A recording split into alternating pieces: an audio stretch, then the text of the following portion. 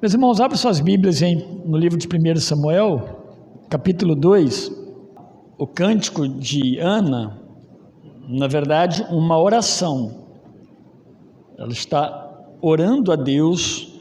Ana teve um filho, que é fruto da graça de Deus, e nesse cântico ela deixa muito claro a sua gratidão ao Senhor. Ela sabe que se não for a Deus, ela não teria Samuel. E o cântico ele reflete bem isso. Diz assim, 1 Samuel capítulo 2: Então Ana orou, meu coração exulta no Senhor, a minha força está exaltada por causa do Senhor, a minha boca se ri dos meus inimigos, pois me alegro na tua salvação. Não há ninguém santo como o Senhor, não há outro além de ti, não há rocha como o nosso Deus. Não faleis mais palavras tão altivas, nem a arrogância saia da vossa boca, porque o Senhor é o Deus da sabedoria e julga os atos humanos. Os arcos dos fortes estão quebrados, mas os fracos são revestidos de força. Os que tinham com fartura agora trabalham por comida, mas os famintos não passam mais fome. Até a estéril teve 7 filhos, mas a que tinha muitos filhos se enfraqueceu. O Senhor é quem tira a vida e a dá, faz descer a sepultura e faz ressurgir dali.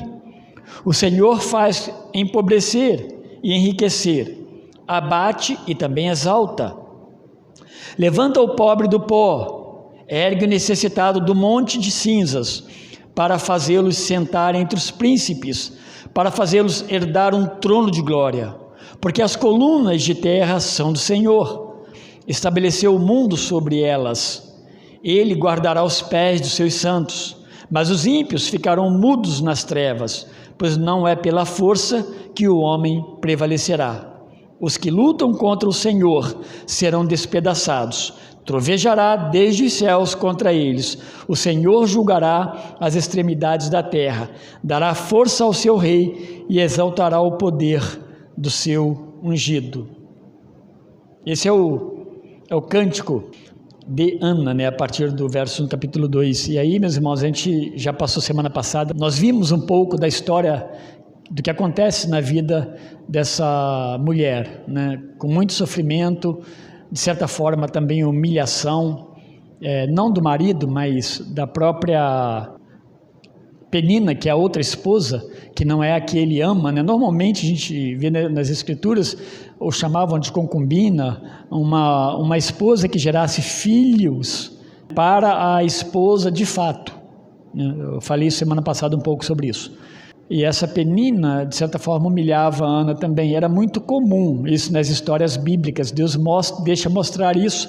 Com certeza Deus quer nos ensinar, que não estamos isentos de humilhação. E todos nós sabemos o que isso significa no nosso viver. Portanto, tudo isso ela passou e ela orou com seu coração a Deus, e Deus concedeu o pedido dela. É interessante a gente observar aqui que fala que ela teve, na oração dela, ela fala assim: Senhor, dá 7 filhos, permite que a estéril tenha filhos, e tenha 7 filhos.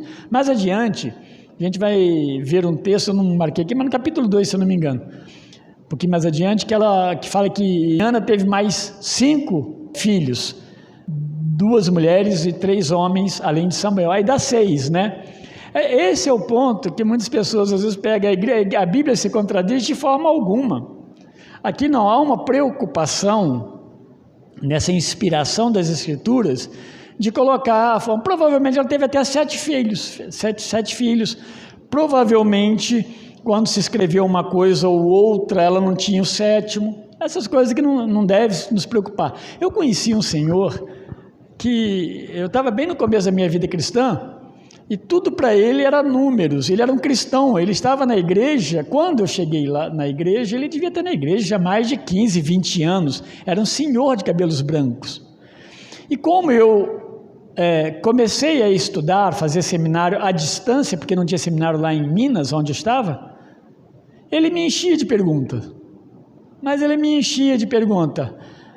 Pastor sabe... Pastor, né? Não era pastor ainda.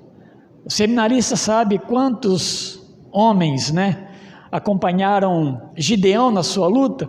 Aí eu ficava... Não, eu não me lembro. Vai lá, em tal lugar que você vai encontrar. Quantos homens acompanharam Abraão naquela luta e aquela vitória lá, os valentes lá? Tudo era número, né? E a gente vai perceber nas Escrituras, né, que essas coisas, elas não são relevantes em muitos momentos. Tudo tem sua relevância, senão não estaria sendo citado, mas não nesse aspecto, né? Eu nunca guardei nomes e números na Bíblia, é muito pouco que eu guardo. A gente vai ver que a Bíblia vai trabalhar essa situação de outra maneira, não da maneira como a gente vê. Então a gente fica me prendendo aos números, né? Tinha 7 ou 6, então a minha fé acabou. Não tem sentido isso, tá? Ana, meus irmãos, ela é atendida então na sua oração que ela faz ali no capítulo 1, e Deus dá a Samuel, ela promete ao Senhor o filho, né? Ela fala, se o Senhor me der um filho, assim que ele desmamar, eu levarei ele para o sacerdócio. E ela leva ele. Desmamar, dentro do contexto daquela época, talvez fosse uns 3 anos de idade. Tá? Um texto bíblico, não bíblico, um texto de um livro de Macabeus, né? Um livro apócrifo, mas historicamente ele fala, né? Quando ele fala de desmamar uma criança, era desmamada com 3 anos e pouco. Então talvez seja essa a realidade de Samuel, quando ele foi levado e separado da mãe e ficado lá na igreja. Se a gente fosse definir bem contemporaneamente, né? lá em Siló, onde estava o tabernáculo. Ela cumpre a promessa, o voto que ela fez para Deus. Deus dá a resposta, Deus concede a bênção e ela cumpre o voto diante de Deus. Eu lembro que eu falei um ponto sobre voto também, bem rápido, né? E agora, meus irmãos, ela ora na forma desse cântico, e é uma oração de gratidão a Deus, uma ação de graças ao Senhor que deu a bênção para ela. Muitos dizem que é de uma forma profética, e Deus vai usar Ana para isso, sim. Ela faz uma abordagem dos principais temas. Eu disse semana passada que eu falaria isso, né? Que ela fala dos principais temas nessa oração do livro de Samuel. Quando ela está orando, profeticamente, ela está orando a Deus, Deus está usando Ana e está ficando ali para nós registrados temas muito básicos, né? De 1 Samuel. E eu falei também que Davi vai repetir coisas semelhantes lá em 2 Samuel 22, eu já preguei na igreja, que tem semelhança com o Salmo 18. O Salmo 18 e 2 Samuel é a mesma coisa, praticamente não tem diferença nenhuma. E ela, na sua oração, ela vai falar alguma coisa com relação à soberania de Deus. Ela fala desse Deus que ele é soberano, né? Eu estou diante do soberano, e só o soberano pode fazer o que fez, fazer com que ela tivesse um filho na condição que seria impossível. Não havia tratamento médico daquele tempo que resolveria o problema dela, como até hoje, às vezes não temos também para tudo. E ela manifesta graça também, graça de Deus na sua oração, o Deus gracioso, o Deus piedoso, o Deus que olha para as pessoas, para os seus filhos, e Ele olha com amor, com misericórdia, o Deus que tem compaixão. Ela vai expressar isso na oração, e o Deus que também liberta o seu povo.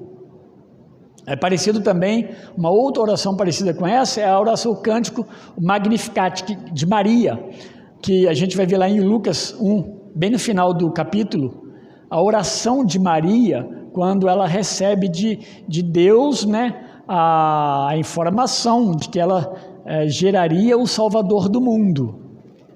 E ela ora profeticamente a Deus, ela fala as coisas ali, coisas maravilhosas. Ela não entra em transe e êxtase não, tá? Quando eu falo profeticamente, ela está falando como uma serva, e um servo de Deus fala com Deus. E ela expressa ali a sua alegria diante do Senhor. E Ana, nesse cântico aqui, ela demonstra uma profunda alegria por sua maternidade. Eu fico pensando, não é incomum, não seria incomum, né, isso. Talvez um homem, quando ele se torna pai, há muita alegria no homem. Mas, meus irmãos, com certeza na mulher, a gente tem que entender que de fato é um sentimento muito profundo, que a gente não dá para medir essas coisas, mas para perceber sim, o quanto a mulher, a percepção, o carinho, o cuidado, o quanto ela abraça essa questão, né, de gerar filho. Então, quando você vê Ana orando assim, não é difícil a gente imaginar o quanto ela estava alegre, ainda mais diante de um grande milagre que Deus faz na vida dela. E ela vai dizer que Deus é o único santo, Deus é a rocha. E são declarações de um servo de Deus. Né? Como é que nós oramos a Deus? Ah, Deus, você é um cara muito legal. Às vezes, né, você faz aquilo que eu quero, às vezes você não faz, mas você é meu amigo, né? Tem que tomar cuidado com as intimidades, né? Deus não é como pessoas. O Senhor está no céu, assentado no seu santo trono. Ana chama ele de santo. E santidade mostra separação de Deus com relação a toda a sua criação. Eu não estou dizendo aqui que Deus não veio até nós, Ele veio. E nós nos aproximamos de Deus justamente porque Ele veio até nós, por causa de Cristo. Mas Ele é santo, Ele não é como um de nós. Ele é rocha. E ela diz que esse é o Deus que pesa todas as palavras e as ações do homem numa balança justa. Então ela fala, toma cuidado, né, mas com o que você fala, o que sai da sua boca, porque Deus pesa com uma balança que é uma balança justa. E nessa justiça, muitas vezes, Deus vai nos corrigir diante do que nós falamos. É o Deus que impede a ação dos fortes. Os fortes aqui é mais para orgulhosos, aqueles que se apoiam no seu próprio poder. Deus dá um para, Deus impede.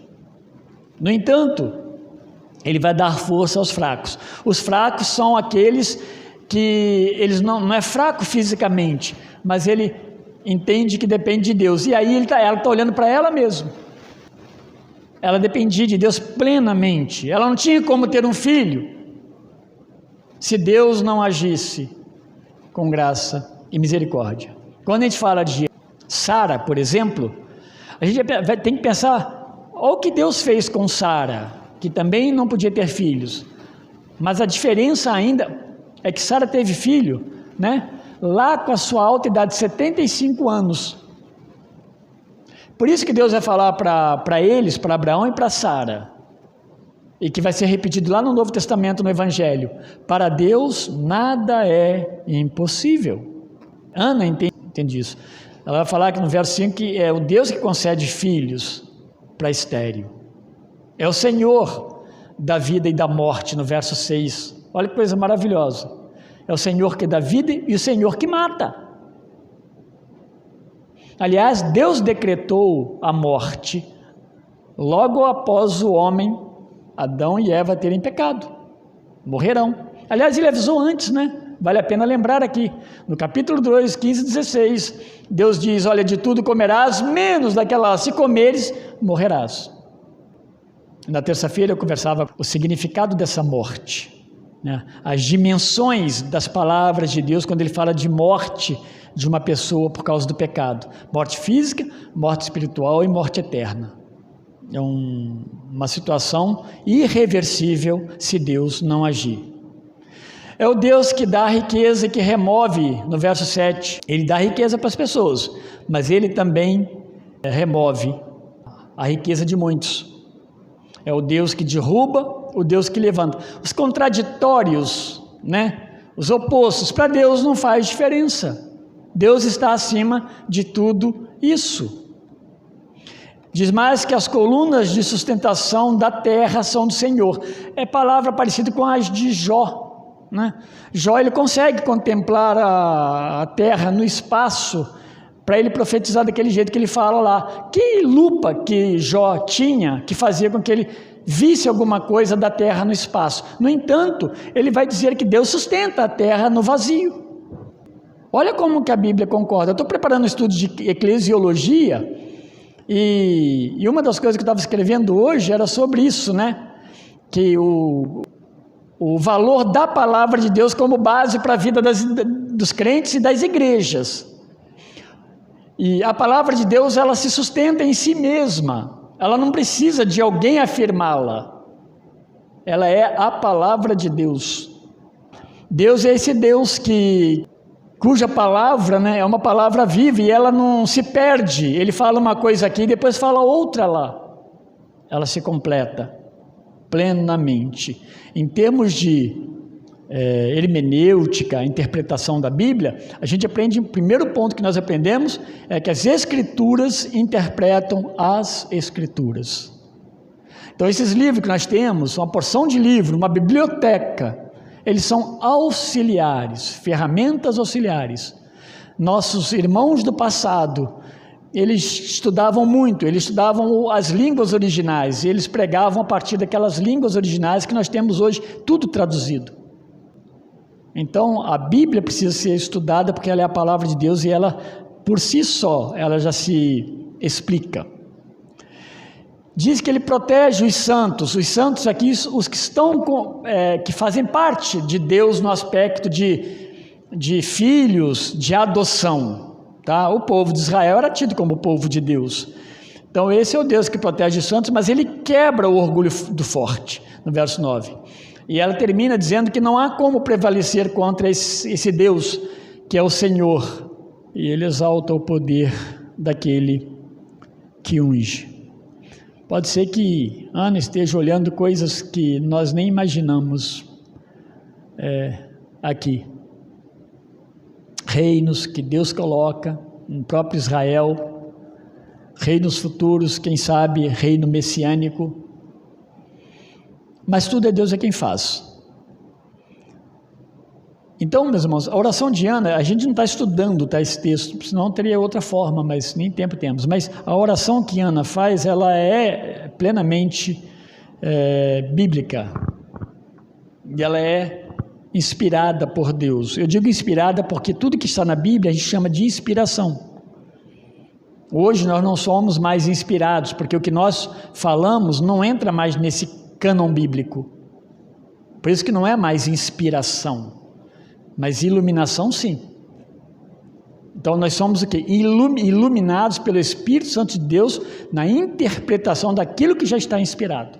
E Ana foi plenamente inspirada e iluminada nesse caso também. Eu acho, meus irmãos, que ela não deixaria de orar se Deus não a atendesse conforme atendeu. Ela oraria. A sua gratidão já estava no seu coração, porque o texto anterior que nós lemos semana passada fala que a oração de Ana foi uma oração do seu coração. Ela balbuciou palavras que estavam dentro do seu coração.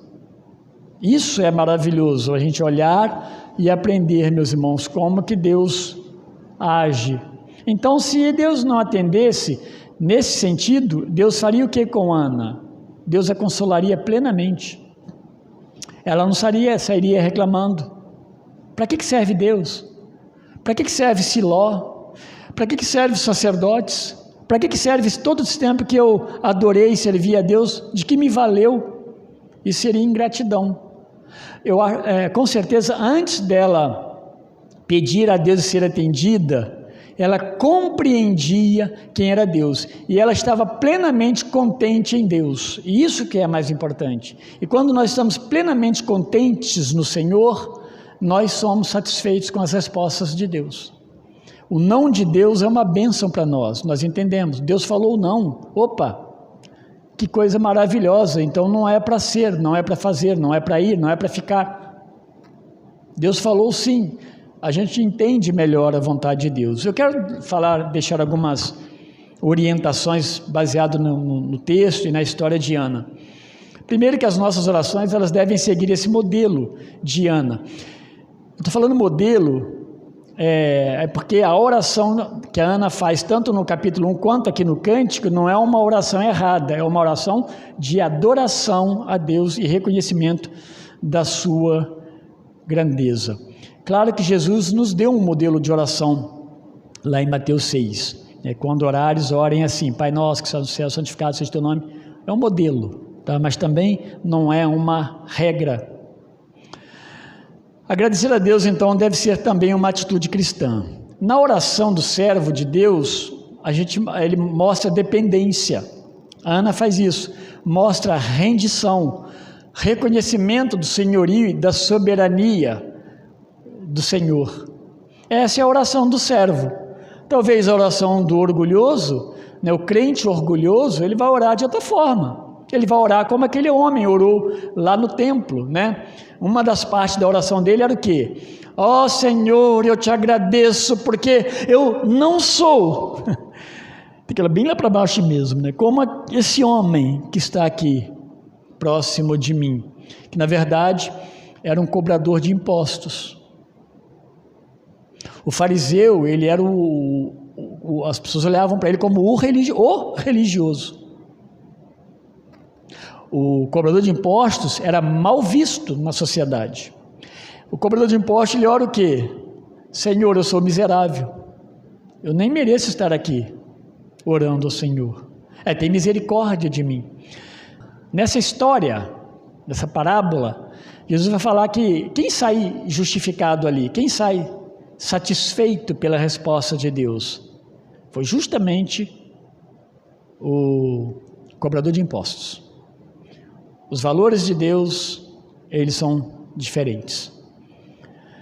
Podemos pensar que numa oração de dependência e gratidão deva estar presente sempre a confissão dos pecados. E tem um momento que Ana, ela vai falar que é o Deus, esse Deus grande e gracioso, que ele levanta o pobre do pó, da sua humilhação, do seu estado de humilhação diante de Deus. Quem sabe num reconhecimento de pecador, de plenamente dependente do Senhor, e Deus o ergue. A confissão deve fazer parte das nossas orações. Então, na oração também do servo deve haver gratidão. E aí, meus irmãos, motivo de gratidão, cada um de nós sabemos, são incontáveis. Intercessão também deve fazer presente na nossa oração. A Ana, ela vai interceder a Deus, o Deus que protege os necessitados, os fracos, os ungidos, aqueles que precisam da ação de Deus e que não encontra no homem proteção. Nós olharmos para o mundo, a gente sabe do que eu estou falando. Muitas vezes você se sente o quê? Incapacitado, impossibilitado. Graças a Deus que nós temos Deus a quem ajoelhar e orar. Ana não vai pedir aqui na oração, nessa aqui não, porque ela já pediu lá atrás. Mas eu creio que talvez ela precisasse de algumas coisas. Ela não fala, mas ela estava satisfeita no Senhor. Ela recebeu um filho, entregou o filho e estava plenamente satisfeita em Deus, como eu já falei no começo. Então, eu gosto de lembrar disso, desse contentamento. E quem está contente em Deus, do que mais precisa? E, finalmente, oração é resultado de um coração em paz com Deus. Se nós temos paz com Deus, meus irmãos, nós oramos a Deus. E quando eu digo paz com Deus, não quer dizer que você não tenha problemas, porque muitas vezes nós oramos a Deus justamente porque nós estamos cheios de problemas. Mas paz com Deus é outra coisa. Paz com Deus é paz com Deus mesmo nos problemas. Os problemas não tiraram a minha paz com Deus. Talvez os problemas minem a minha paz diante das pessoas, os meus negócios. Estou cheio de situações adversas, mas tenho paz com Deus. Quem tem paz com Deus consegue se ajoelhar diante do Senhor e orar, como Ana faz. Deus nos ajude, meus irmãos, nas nossas fraquezas, nas nossas necessidades. Ele nos ensina a orar com humildade, com plena dependência, e nos ensine também a entender as respostas dele. E Deus abençoe, meus irmãos.